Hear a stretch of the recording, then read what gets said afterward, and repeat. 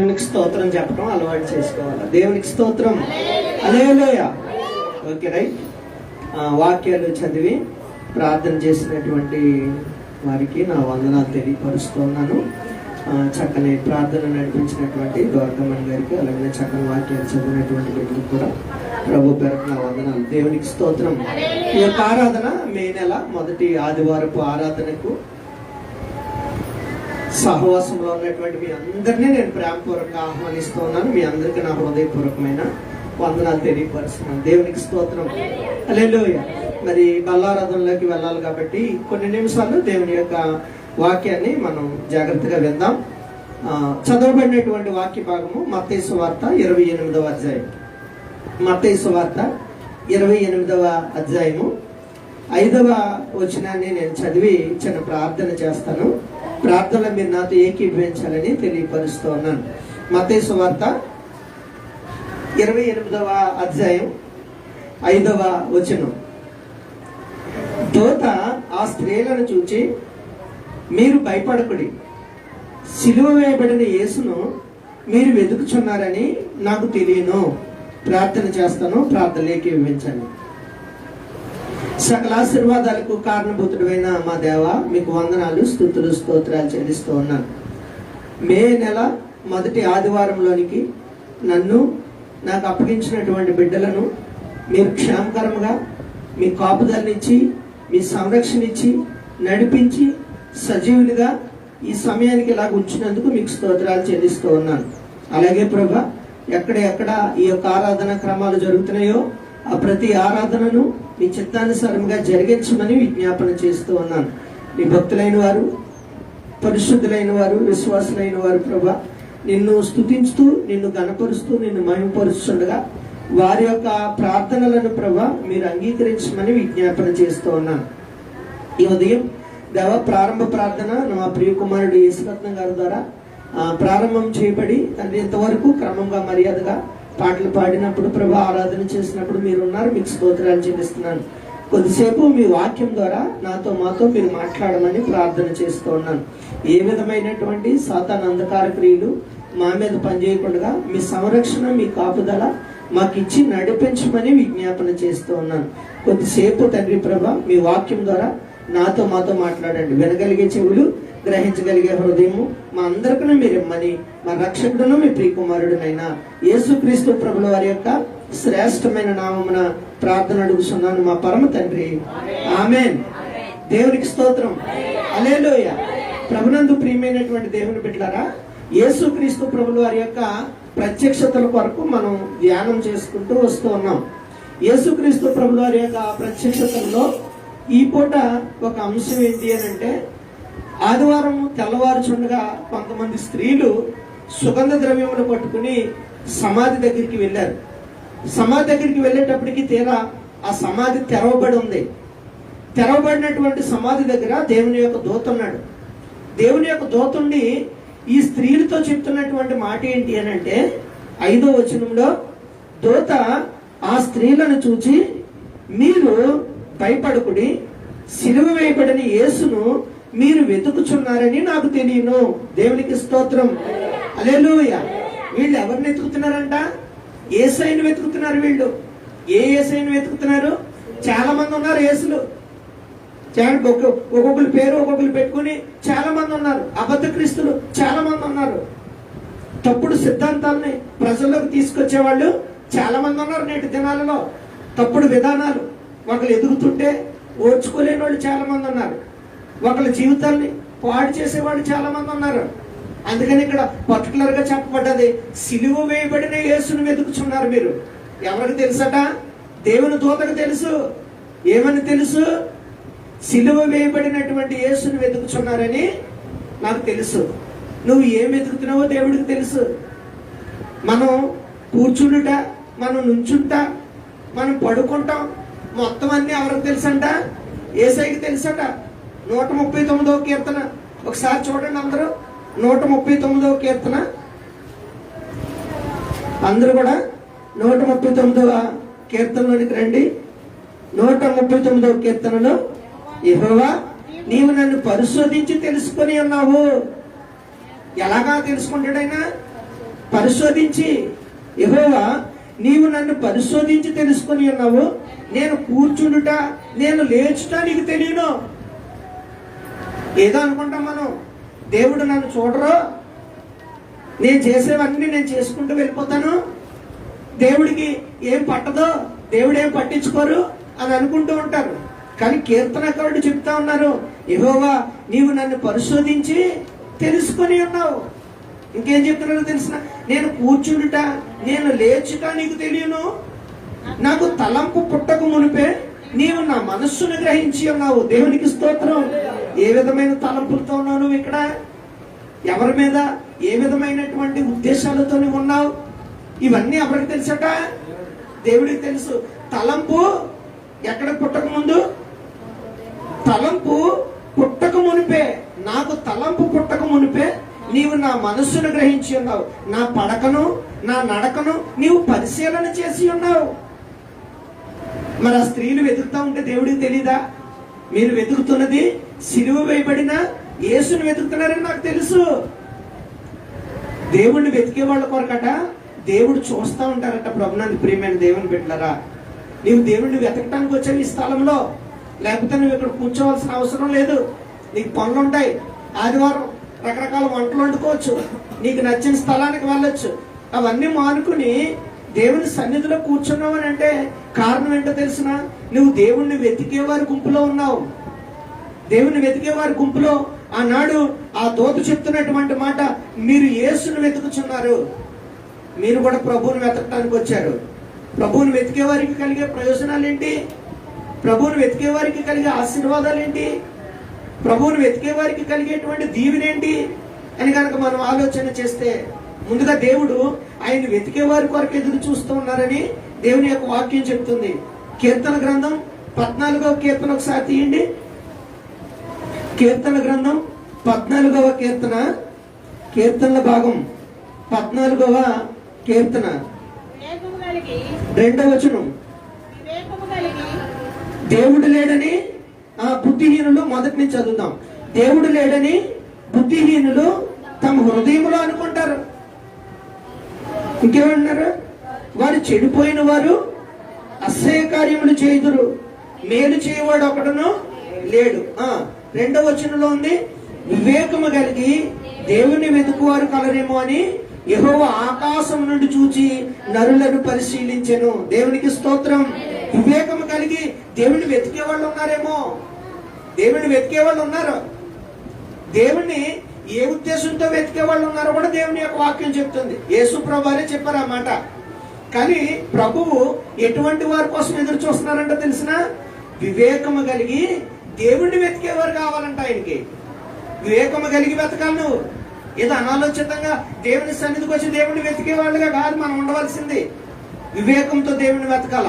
ప్రభువా, ఇదిగో నేను పరిశుద్ధత కలిగి, శుద్ధ హృదయం కలిగి, యథార్థమైనటువంటి జీవితాన్ని జీవిస్తూ, పాపం అనేటువంటిది నా దరిదాపుల్లో లేకుండా, తప్పుడు జీవితం అనేది నేను అస్సలు ఆలోచన చేయకుండా నీ సన్నిధిలో నేను ప్రార్థన చేస్తూ ఉన్నాను. వివేకంతో దేవుని సన్నిధికి రావాలి. నువ్వు ఎలా వస్తున్నారు దేవుని సన్నిధికి? నేటి దినాలలో చాలా మంది రకరకాలైనటువంటి వాటిని వెతుకుతున్నారు. ఆనాడు యేసుక్రీస్తు ప్రభుల వారిలో కూడా ఎలాగా ఆయన సంహరించాలి అనేటువంటివి చాలా వెతికారు. అయితే దేవుడు అంటున్నారు, వివేకము కలిగి దేవుని వెతుకువారు కలరేమోనని యెహోవా ఆకాశం నుండి చూచి నరులను పరిశీలించెను. దేవునికి స్తోత్రం. హల్లెలూయా. అలాంటి వివేకము కలిగినటువంటి జీవితాన్ని మనం జీవించాలా. దేవుని యందు భయభక్తులు కలిగినటువంటి జీవితాన్ని జీవించాలా.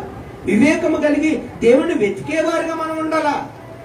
ఏవేవో వెతుకులాట్లు రకరకాలైనటువంటివి. చాలా మంది ఇక్కడ ఈ స్థలంలో నిలవబడి నేను చెప్పకూడదు కానీ పాపాన్ని వెతికేవారు ఉన్నారు. ఉదయం లేచిన తర్వాత పాపము కోసమే ప్రాకులాడుతూ, పాపపు జీవితాన్ని జీవిస్తూ, పాపం చేయడానికే వెంపర్లాడుతున్నటువంటి ప్రజలు కోకొల్లలుగా ఉన్నారు. ఉదయం లేచిన తర్వాత రాత్రి పడుకునే వరకు మేలుకరమైనటువంటి ఆలోచన లేకుండా పాప సంబంధమైనటువంటి ఆలోచనలు వెతికే వాళ్ళు చాలా మంది ఉన్నారు. దేవుని యొక్క వాక్యం చెప్తుంది, నీవు దేవుణ్ణి వెతికే బిడ్డగా ఉండాలా. మనం దేవుణ్ణి వెతికే బిడ్డలుగా ఉన్నాం అని నమ్మితే నీవు దేవుని వెతికే బిడ్డగా ఉన్నావని నీలో నమ్మకం ఉంటే ఖచ్చితంగా నువ్వు ఎలా ఉంటావో తెలిసిన దేవుని యొక్క ప్రత్యక్షతను పొందుకునే బిడ్డగానే ఉంటావు. లేదు అని అంటే ఏదో వస్తున్నాం, కూర్చుంటున్నాం, వెళ్ళిపోతున్నామే తప్ప అంతకు మించినటువంటి జీవితం ఏమీ మార్పు ఉండదు మన జీవితంలో. ప్రభునందు ప్రియమైనటువంటి దేవుని బిడ్డలారా, దేవుణ్ణి వెతికేవారుగా ఉండాలా. దేవుని వెతికితే మనకు అనేక ఆశీర్వాదాలు ఉన్నాయి. దేవుని వెతికితే మనకు అనేక దీవెనలు ఉన్నాయి. దేవుణ్ణి వెతికేవారుగా ఉండాలా. ఎలా వెతుకుతాం దేవుణ్ణి? ఎక్కడ వెతకాలి దేవుణ్ణి? ఎక్కడికన్నా వెళ్ళి వెతుకుతావా నువ్వు దేవుణ్ణి? సర్వాంతర్యామి కదా, ఎక్కడైనా ఉంటాడు ఆయన. ఫలానా చోటకి వెళ్ళి వెతకాలని ఏమి లేదే. నీ గృహంలో నీవు మోకరించి నువ్వు ప్రార్థన చేస్తే అక్కడే దేవుడు నీకు ప్రత్యక్షం అవుతారు. దేవునికి స్తోత్రం, హల్లెలూయా. దేవుని యొక్క వాక్యం 3 విషయాలు చెప్తాను. ఆ 3 విషయాలు జాగ్రత్తగా మీ హృదయంలో పెట్టుకోండి. మొదటిది కీర్తన గ్రంథం 22వ కీర్తన 26వ వచనం చదవండి. కీర్తన గ్రంథం 22వ కీర్తన 26వ వచనం చదవాల. దీనులు భోజనం చేసి అదేం చదవటారా బాబు? దీనులు భోజనం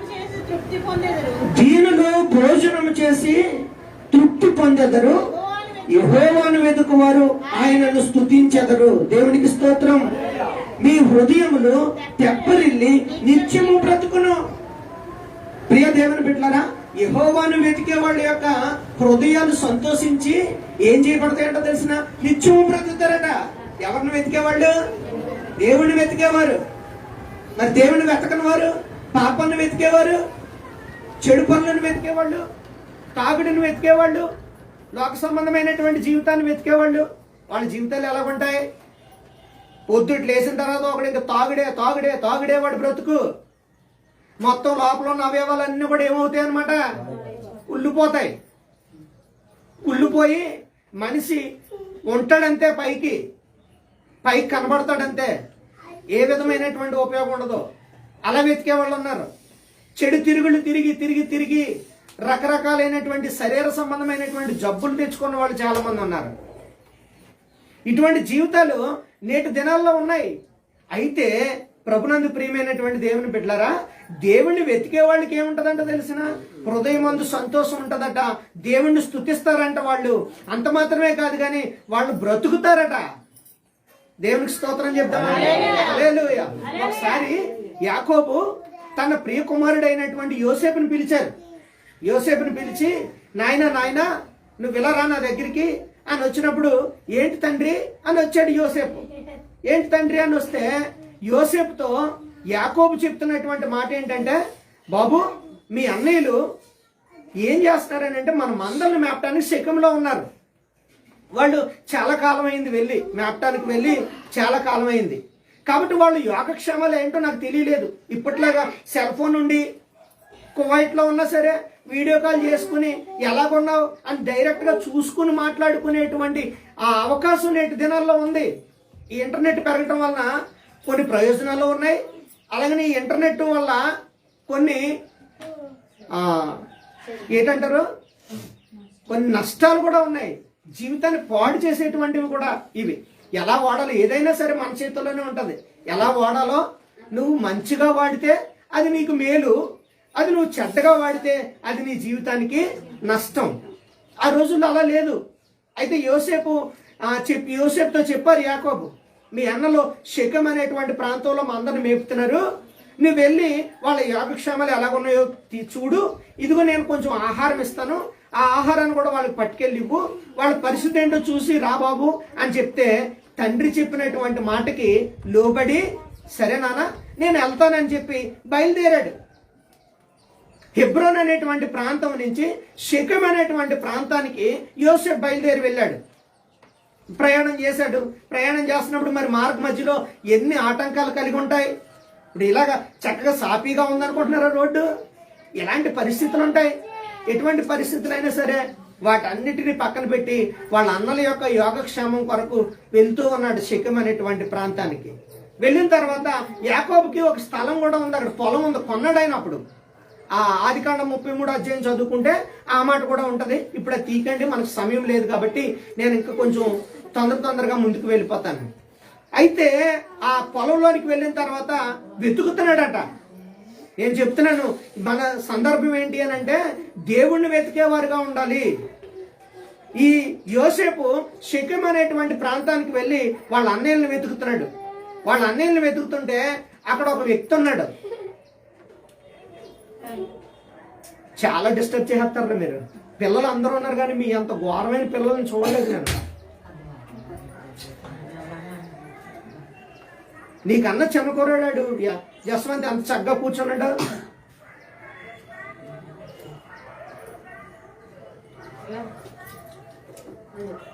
షెకెము అనేటువంటి ఆ ప్రాంతంలో ఆ పొలంలో వెతుకుతూ ఉన్నాడు. ఆ వెతుకుతున్నటువంటి టైంలో ఒక వ్యక్తి చూసి అడుగుతా ఉన్నాడు, ఓయ్ ఎవరిని వెతుకుతున్నావు అని అడిగాడు. పొలంలో ఎలా ట్యాక్లు వేసుకుంటారు, ఎలా వెతుకుతున్నావు, ఎక్కడ ఉన్నావు అని అన్నారు కదా. ఓయ్ ఏం చేస్తున్నావు, ఎవరిని వెతుకుతున్నావు అంటారు కదా, ఇలాగా అలాగనమాట. ఎవరిని వెతుకుతున్నావు చదవండి ఆ మాట. ఆదికాండం 37వ అధ్యాయం. ఆదికాండం 37వ అధ్యాయం. ఆదికాండం 37వ అధ్యాయం.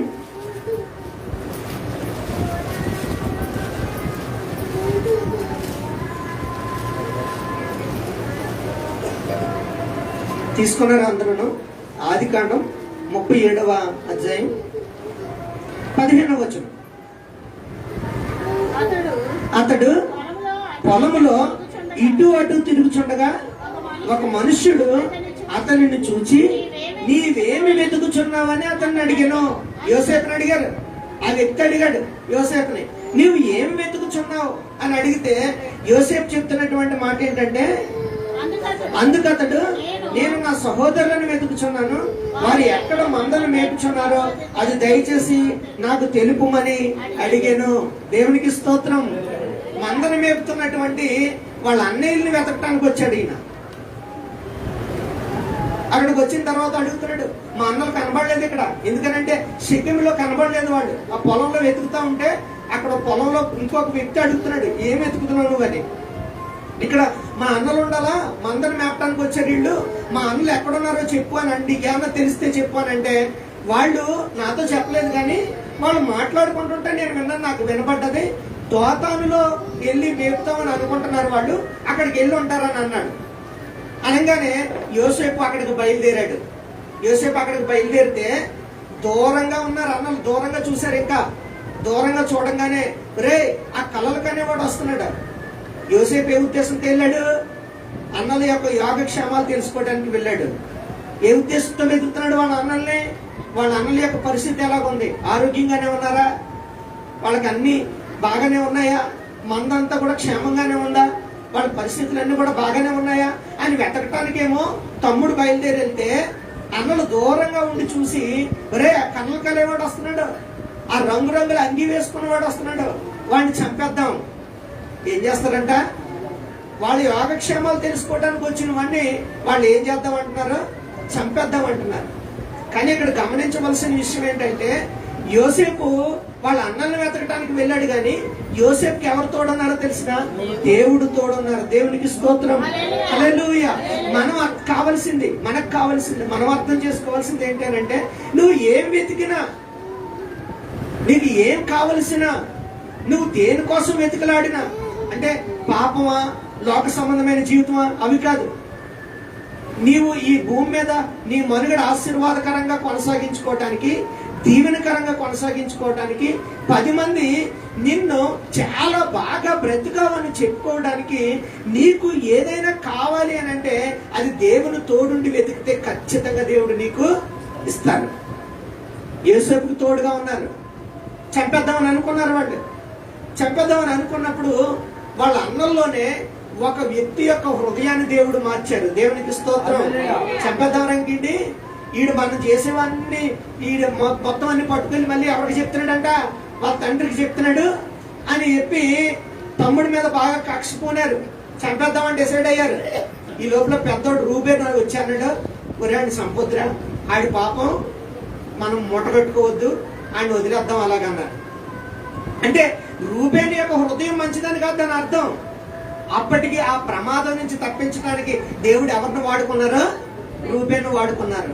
నీ ఆపద సమయంలో, నీ కష్టకాలంలో, నీ దుఃఖ సమయంలో, నీ వేదన సమయంలో నిన్ను తప్పించేది ఎవరనంటే నా యేసయ్య మాత్రమే నిన్ను తప్పించగలరు.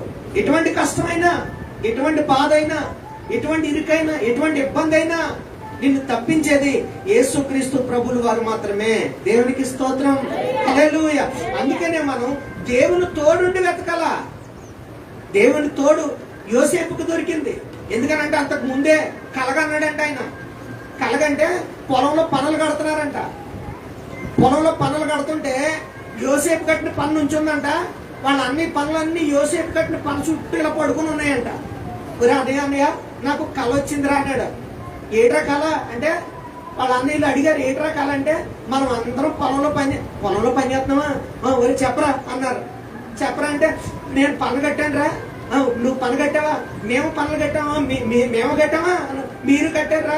అయితే విషయం ఏంటంటే నేను కట్టిన పన్ను ఉంచుండి, మీరు కట్టిన పనులు నా పన్ను చుట్టూ పడుకున్నాయి అన్నాడు. కోపం వచ్చింది వాళ్ళకి. నీకన్నా పెద్దోళ్ళు మేము, నీకు సాష్టాంగ నమస్కారం చేస్తున్నావా? వేస్తలేస్తున్నావు నువ్వు అని అనుకున్నారంట. మళ్ళీ ఇంకొక కళగా అన్నాడు. ఆ కళ ఏంటంటే సూర్య చంద్రులు 11 మంది నక్షత్రాలు సాష్టాంగ పడుతున్నాయంటే ఈ నక్షత్రానికి. వాళ్ళ తండ్రికి కోపం వచ్చింది ఈసారి. ఒరే మీ అమ్మ నాన్న మేము కూడా నీకు సాష్టాంగ పడుతున్నావా అని కోపడ్డాడంట. కానీ ఆ మాటని యాకోబు ఎక్కడ పెట్టుకున్నాడంట? మనసులో పెట్టుకున్నాడంట. దేవుని దర్శనం ఉంది, దేవుని కాపుదల ఉంది. అందుకని అన్నలను వెతకడానికి వెళ్ళినటువంటి యోసేపుకి ఏ ప్రమాదము రానివ్వకుండా దేవుడు ఏం చేశారు? కాపుదలని ఇచ్చారు. దేవునికి స్తోత్రం, హల్లెలూయా. మరి నీకు అదే కాపుదల కావాలంటే నీ ప్రయాణంలో, నీవు తలపెడుతున్న కార్యాలలో, నువ్వు ఆలోచన చేస్తున్నటువంటి ఆలోచనల్లో, నువ్వు కోరుకుంటున్నటువంటి ఆశీర్వాదకరమైనటువంటి ఏ ఆశీర్వాదమైనా నీకు దక్కాలనంటే నీకు ఎవరు తోడు ఉండాలా? యేసయ్య తోడు ఉండాలా. యేసయ్య తోడు ఉండాలంటే నువ్వు ఎవరిని వెతకాలా? దేవుణ్ణి వెతకాల. అందుకనే కీర్తనకారుడు 22:26 అంటున్నాడు, దేవుణ్ణి వెతుకువారేంటి? చదవండి కీర్తన భాగం మనం చదివాం కదా. 22:26 దీనులు భోజనం చేసి తృప్తి పొందెదరు, యెహోవాను వెతుకువారు ఆయనను స్తుతించెదరు, మీ హృదయములు తెప్పరిల్లి నిత్యము బ్రతుకును. దేవునికి స్తోత్రం. నిత్యము బ్రతికాడండి. యోసేపు యొక్క క్యారెక్టర్ ని ఎంత గొప్పగా కంపేర్ చేస్తారో తెలిసిన? యేసు ప్రభు వారికి ముంగుర్తుగా చెప్తారు. ఎవరిని? యోసేపుని. పాపం చేసే అవకాశం ఉన్నా, పాపం చేయడానికి అవకాశం కుదరకపోతే పాపం అనేటు కాదు, అది కాదు గొప్పతనం. పాపం చేయడానికి అవకాశం ఉన్న పాపం చేయలేదు యోసేపు. నేను పాపం చేయలేదండి, నేను పాపం చేయలేదండి అని చాలా మంది చెప్తా ఉంటారు. అఫ్ కోర్స్ చేయకుండా ఉండొచ్చు కూడా, కానీ పాపం చేయడానికి అవకాశం వచ్చి ఉండకపోవచ్చు. కానీ యోసేపు కల కాదు, పాపం చేయడానికి అవకాశం వచ్చి కూడా పాపం చేయకుండా పాపానికి దూరంగా పారిపోయినటువంటి క్యారెక్టర్ కలిగిన వాడు యోసేపు. అందుకని యోసేపు దేవుడిని వెతికేవాడిగా ఉన్నాడు. దేవుడు యోసేపుకి తోడుగా ఉన్నారు. ప్రియ దేవుని బిడ్డలారా, ప్రమాదం నుంచి తప్పించబడడానికి కారణం ఏంటో తెలిసిన? దేవుని వెతికేవాడిగా యోసేపు ఉన్నాడు. దేవునికి తోడు, యోసేపుకు తోడు దేవుడు ఉన్నారు కాబట్టి ప్రమాదం నుంచి యోసేపు తప్పించబడ్డాడు. నీ జీవితంలో కూడా అలా తప్పించబడతావు. ఎవరు తోడుంటే? దేవుడు తోడుంటే. అందుకనే మనం దేవుని వెతికే వారికి ఇక్కడ ఉన్నాం. దేవుని వెతకటానికి నువ్వు వచ్చావు కాబట్టి ఖచ్చితంగా నీకు దేవుడు తోడై ఉంటారని నువ్వు నమ్మితే దేవునికి స్తోత్రం చెప్పు. ఖచ్చితంగా మనకు తోడై ఉంటారు. దేవుడు అంటారు, నిన్ను కాక నేను ఇంకెక్కడికి దాటిపోతాను. నా సన్నిధిని వెతకటానికి వచ్చావు నువ్వు, నా సన్నిధిలో ప్రార్థన చేయడానికి వచ్చావు నువ్వు, నా సన్నిధిలో మోకరించి కన్నీరు కాచి నువ్వు ప్రార్థన చేస్తూ ఉన్నావు కాబట్టి నీకు చేయకపోతే ఇంక నేను ఎవరికి చేస్తానంటున్నారు దేవుడు. మనకి చేయకపోతే ఇంకెవరికి చేస్తారు? నీ కష్టాన్ని, నీ బాధని, నీ కన్నీటిని తుడిచేవాడు మన యేసయ్య. మన ప్రతి అవసరతను తీర్చేవాడు మన యేసయ్య. ప్రభునందు ప్రియమైన దేవుని బిడ్డలారా, ఖచ్చితంగా దేవుడు సహాయం చేస్తారు. రెండవది విలాప వాక్యాలు 3వ అధ్యాయం 2వ మాట. విలాప వాక్యాల గ్రంథం 3వ అధ్యాయం 25వ వచనం. విలాప వాక్యాల గ్రంథం 3వ అధ్యాయం 25వ వచనం.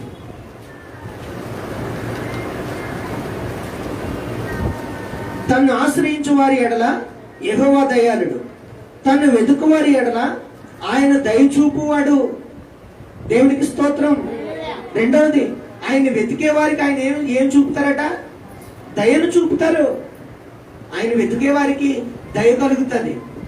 ఆయన వెతికే వారి పట్ల దయ కలిగి ఉంటాడు ఆయన. అందుకని మనం చదివిన 86వ కీర్తనలో ఆయన పేరేంటి? దయాదాక్షిణ్య పూర్ణుడు. ఆయన పేరే, ఆయన నామము, అనేక నామములలో ఒక నామం ఏంటి? దయాదాక్షిణ్యుడు కలిగిన దేవుడు. ఆయన వెతికే వారికి ఆయన దయ చూపుతాడట. మరి నువ్వు ఆయన వెతికే వారిగా ఉన్నావా?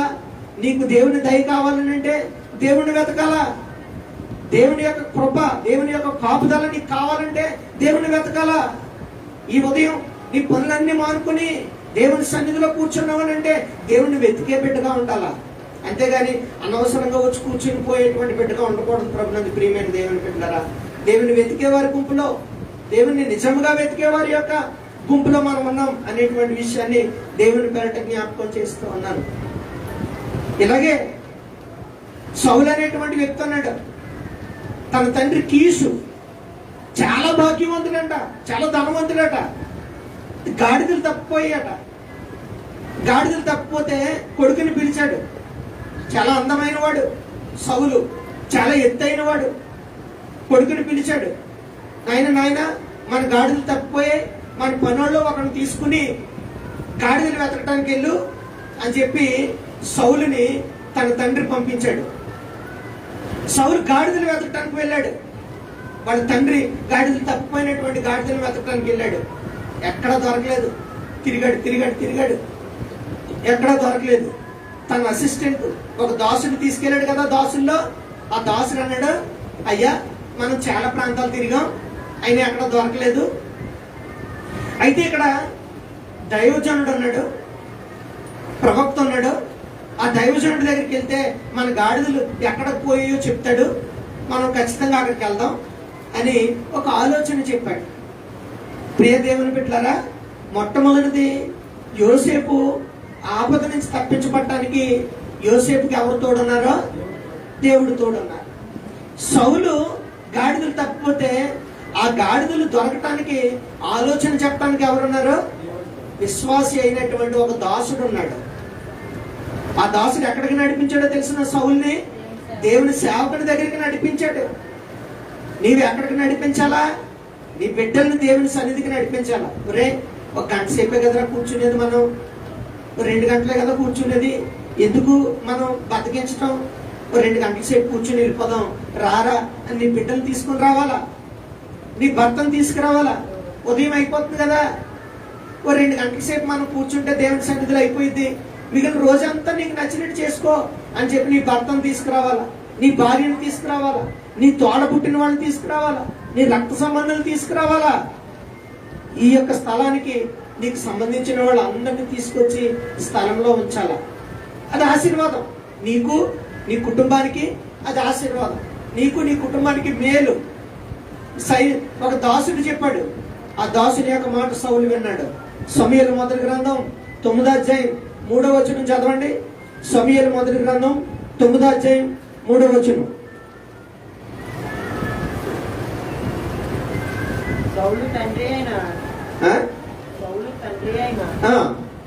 సౌలు తండ్రి అయిన కీసు యొక్క గార్ధబములు తప్పిపోగా కీసు తన కుమారుడైన సౌలును పిలిచి మన దాసులలో ఒకరిని తీసుకుని పోయి గార్ధబములను వెతుకుమని చెప్పాను. అతడు పోయి ఎఫ్రాయిము మన్యము తిరిగి షాలీషా దేశమున సంచరింపగా అవి కనబడలేదు. తర్వాత వారు షయలీము దేశమును దాటి సంచారం చేసిరు గాని అవి కనబడకయుండెను. బెన్యామీనీయుల దేశము సంచరించి చూడగా అవి దొరకలేదు.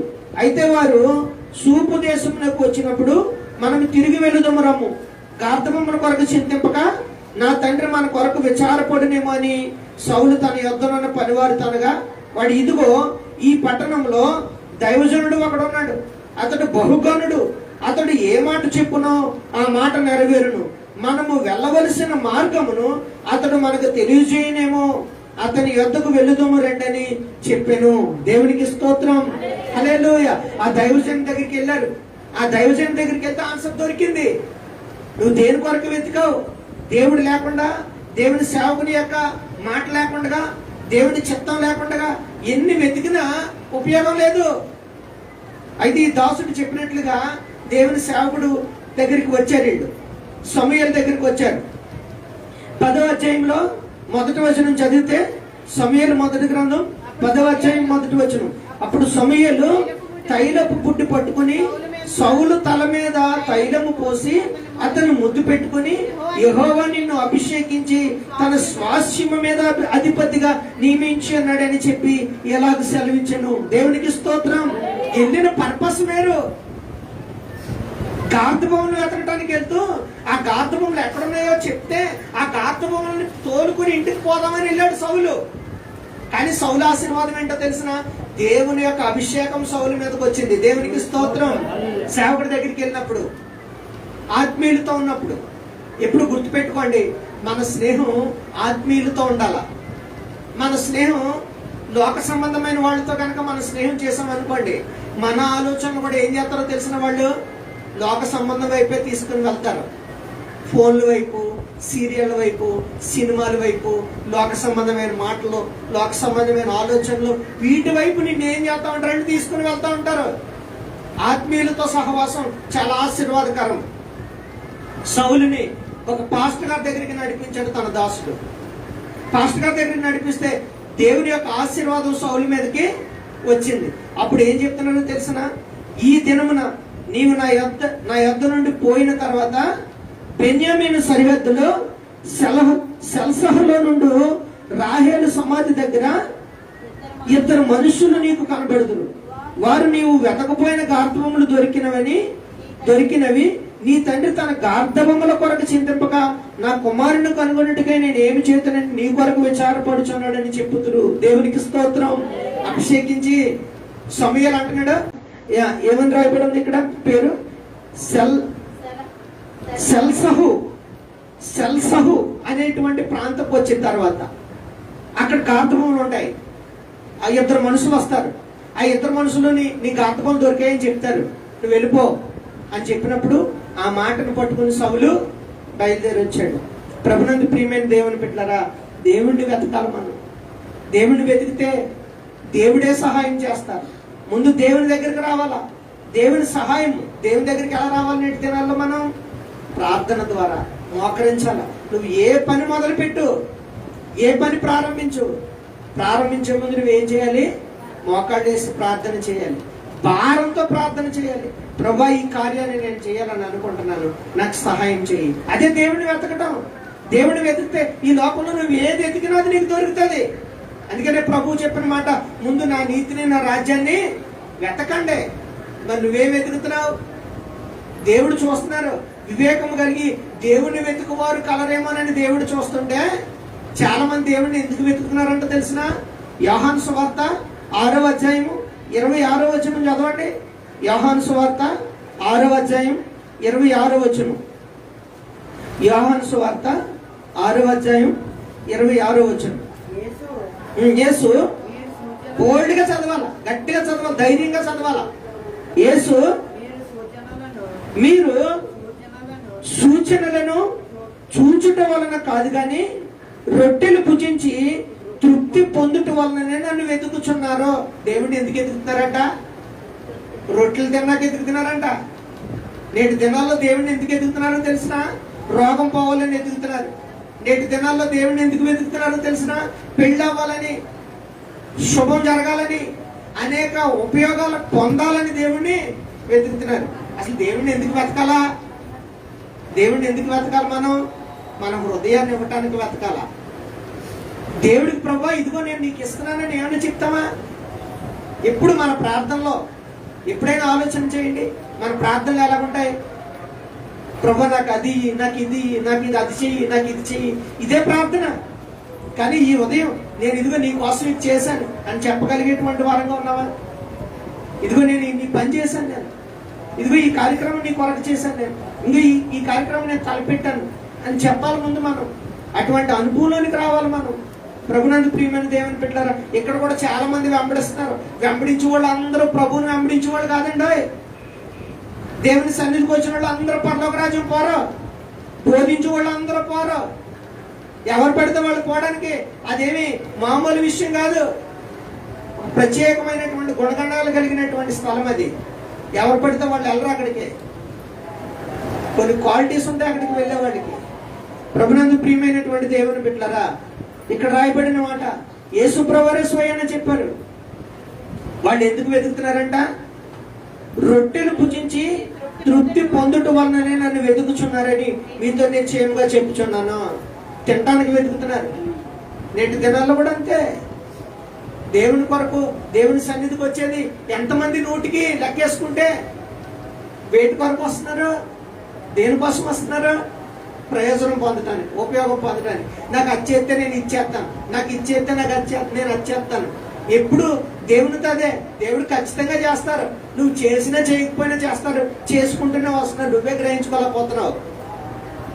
ఇక మీదటైనా మనం గ్రహించుకుందాం ప్రభునందు ప్రియమైన దేవుని బిడ్డలారా. ఇక మీదటైనా మనం గ్రహించుకుందాం. మూడో మాట, కీర్తన గ్రంథం 105వ కీర్తన. కీర్తన గ్రంథం 105వ కీర్తన ముగిస్తాను నేను. కీర్తన గ్రంథం 105వ కీర్తన 3వ వచనం. ఆయన పరిశుద్ధ నామమును బట్టి అతిశయించుడి. యెహోవాను వెతుకువారు హృదయమందు సంతోషించుదురు గాక. దేవునికి స్తోత్రం. దేవుని వెతికే వారికి హృదయంలో ఏముంటదట? సంతోషం ఉంటది. మొట్టమొదటిది, దేవుని వెతికే వారికి జీవం ఉంటది, కాపుదల ఉంటది, బ్రతుకుతారు. దేవుని వెతికే వాళ్ళు ఏం చేస్తారు? బ్రతుకుతారు. బ్రతకటం అని అంటే లోక సంబంధంగానే బ్రతుకుతున్నాము, మనం బ్రతుకుతున్నాం. తేడా ఏంటి? ఒకప్పుడు నన్ను చూసి చేదరించుకునేవాడు, ఒకప్పుడు నన్ను చూసి నవ్వుకునేవారు, ఒకప్పుడు నన్ను చూసి రకరకాల మాటలు మాట్లాడుకునేవారు. ఇవాళ రోజు నన్ను చూసి నమస్కారం పెడుతున్నారని అంటే చచ్చిపోయినటువంటి స్థితి నుంచి దేవుడు నన్ను ఏం చేశారు? బ్రతికించే స్థితిలో తీసుకొచ్చారు. ఒకప్పుడు చచ్చిపోయిన వాడివే, ఒకప్పుడు లోక సంబంధంగా చచ్చిపోయాం. దేవుని వెతికేవారు బ్రతుకుతారు. ప్రభునందు ప్రియమైన దేవుని బిడ్డలారా, మనం అందరం ఏ జాబితాలో ఉన్నామో తెలిసిన? బ్రతికిన వారి జాబితాలో ఉన్నాం. చచ్చిన వారం కాదు. చచ్చిన వాళ్ళు పాపాలు చేసేవాళ్ళు, చచ్చిన వాళ్ళు లోక సంబంధమైన జీవితాన్ని జీవించేవాళ్ళు, చచ్చిన వాళ్ళు పాపంలో మగ్గిపోతున్నటువంటి వాళ్ళు, వాళ్ళు చచ్చిపోయిన వాళ్ళతో సమానం. బ్రతుకున్నా సరే మనం బ్రతుకున్నాం అంటే నీతి పరిశుద్ధతలను మనం పొందుకోవాలా, అటువంటి అనుభవంలోనికి మనం రావాలా. అది మొట్టమొదటిది. రెండో మాట ఏంటో తెలిసిన? దేవుణ్ణి వెతికే వారి పట్ల ఆయన దయ కలిగి ఉంటాడట. దేవుని వెతికే వారి పట్ల ఆయన దయ కలిగి ఉంటాడు. పాపం ఎన్ని చోట్ల తిరిగారు వాళ్ళు ఆ గాత బొమ్మల కోసం. ఆ సౌలు తన దాసుడు ఎన్ని చోట్లకు తిరిగారు. ఎక్కడ దొరకలేదు. కానీ దేవుని యొక్క దయ ఉండి అవి ఏం చేశాయి? నువ్వు వెళ్ళు సెల్సాహు అనేటువంటి ప్రాంతానికి వెళ్తే అక్కడికి వెళ్ళగానే అక్కడ ఇద్దరు మనుషులు నిన్ను కలుసుకుంటారు. ఇద్దరు మనుషులు కలుసుకుని, ఇగో నీ తండ్రికి ఆత్మలు దొరికాయి, నువ్వు వచ్చేయి, నీ తండ్రి నీ కోసం బెంగ పెట్టుకున్నాడు అని చెప్తారు. నువ్వు వెళ్ళాను అనగానే ఆ మాట పట్టుకుని సౌలు వచ్చాడు, గార్ధవం దొరికాయి. అంటే ఆయన వెతికే వారికి దయ కలుగుతుంది. మూడవది, ఆయన వెతికే వారి యొక్క హృదయంలో ఏముంటదట? సంతోషం ఉంటది. ఈ స్త్రీలు వెతుకుతున్నారు. సమాధి తెరవబడి ఉంది. నా ప్రభువుని ఎవరో మోసుకుపోయారని అనుకుంటున్నారు. ఈ లోపు దూత వచ్చి ఆ స్త్రీలతో చెప్తున్నాడు, మీరు సిలువ వేయబడిన యేసును వెతుకుచున్నారని నాకు తెలియను. మత్తయి సువార్త 28వ అధ్యాయం, మత్తయి సువార్త 28వ అధ్యాయం 5వ వచనం. మీరు సిలువ వేయబడిన యేసును మీరు వెతుకుచున్నారని నాకు తెలియను. ఆయన ఇక్కడ లేడు, తాను చెప్పినట్టే ఆయన లేచి ఉన్నాడు. రండి, ప్రభువు పండుకొనిన స్థలమును చూచి త్వరగా వెళ్ళి ఆయన మృతుల్లో నుండి లేచి ఉన్నాడని ఆయన శిష్యులకు తెలియజేయండి. ఇదిగో ఆయన గలిలయలోనికి మీకు ముందుగా వెళ్ళుచున్నాడు, అక్కడ మీరు ఆయనను చూతురు. ఇదిగో మీతో చెప్తున్నా నేను. వారి భయముతోను మహానందముతోను. దేవునికి స్తోత్రం. దేవుని యొక్క వాక్యం చెప్తుంది, ఆయన వెతికే వారికి ఏం కలుగుతుందట? సంతోషము కలుగుతుందట. నిజంగా వీళ్ళు ఎత్తుకరి స్త్రీలు మహానందంతో వెనక్కి వెళ్ళారంట. నా ప్రభువు లేచారని మహానందంతో ఏం చేస్తున్నారు? గంతులు వేసుకుంటూ సువార్తను ప్రకటించుకుంటూ పోతున్నారు. నా ప్రభువు లేచారని. అది దేవుని యొక్క ప్రత్యక్షత. ప్రభునందు ప్రియమైన దేవుని బిడ్డలారా, అదే దేవుని యొక్క ప్రత్యక్షత మనకే కలగాలి అని అంటే మనం దేన్ని వెతకాలంట తెలిసిన? పైనున్న వాటిని వెతకాలంట. కొలస్సీలకు రాసిన పత్రిక ఆ 3వ అధ్యాయంలో రాయబడింది. మనం దేన్ని వెతకాలా? పైనున్న వాటిని వెతకాలా. నన్ను దేన్ని వెతుకుతానికి వచ్చావు? దేవుని సన్నిధిలో ఉన్నటువంటి నీవు దేన్ని వెతకడానికి వచ్చావు? దేన్ని వెతుకుతున్నావు? చాలా మంది రకరకాలైనటువంటి వాటిని వెతుకుతున్నారు. చాలా రకాలైనటువంటి వాటిని వెతుకుతున్నారు. కొంతమంది వ్యభిచారముతో, కొంతమంది త్రాగుడుతో, కొంతమంది చెడు అలవాట్లతో, కొంతమంది భయంకరమైనటువంటి పాపపు జీవితంతో, నోటికి వివరించలేనంత భయంకరమైన జీవితంలో చాలా మంది జీవిస్తూ ఉన్నారు. కానీ నిన్ను నన్ను దేవుడు ఏం చేశాడు? ప్రత్యేకపరిచి ఈ స్థలంలో దేవుడు ఇచ్చారు. ప్రభునందు ప్రియమైన దేవుని బిడ్డరా, కాబట్టి నీవు ప్రత్యేకమైనటువంటి బిడ్డవని మర్చిపోవద్దు. దేవుని దృష్టిలో నిన్ను దేవుడు ఏర్పాటు చేసుకున్న బిడ్డవని మర్చిపోవద్దు. నీవు దేవుడిని వెతికేవారి గుంపులో ఉన్నావని మర్చిపోవద్దు. దేవుడు నీ జీవితంలో నీకు జీవాన్ని ఇవ్వటానికి, నిన్ను బ్రతికింప చేయటానికి. ఒకప్పుడు చచ్చిన వారం, ఇప్పుడు మనం బ్రతికి ఉన్నటువంటి వారం. ఒకప్పుడు ఆనందం లేనటువంటి వాళ్ళం, ఇప్పుడు దేవుని యొక్క పునరుద్ధాన ఆనందంతో నింపబడిన వాళ్ళం. ఒకప్పుడు మనకి దేవుని యొక్క సమాధానం దయ లేని వాళ్ళం, దేవుని యొక్క దయ కలిగి ఉన్న వాళ్ళం. అట్టి కృప దేవుడు మనకు అనుగ్రహించును గాక. దేవుడి మాటలు దీవించును గాక. ప్రార్థన చేస్తాను. ప్రార్థనలోకి ఇవ్వించండి. చిన్న మాట ప్రార్థన చేసుకుందాం. పరిశుద్ధ ప్రేమ కలిగిన తండ్రి, మీకు వందనాలు. చేరి వచ్చిన మమ్మల్ని అందరినీ మీ చేతులకు అప్పగిస్తున్నాను. దూరాన సమీపాన్ని ఎంతమంది అయితే ఈ మాటలు విన్నారో వారందరితోనూ మీరు మాట్లాడి మీ యొక్క వాక్యానుసారంగా మమ్మల్ని బలపరచమని సహాయం చేయమని మహిమ ఘనత ప్రభావాలు మీకు చెల్లిస్తూ యేసయ్య పరిశుద్ధమైన నామమున ప్రార్థన అడుగుతున్నాను మా పరమ తండ్రి. ఆమేన్.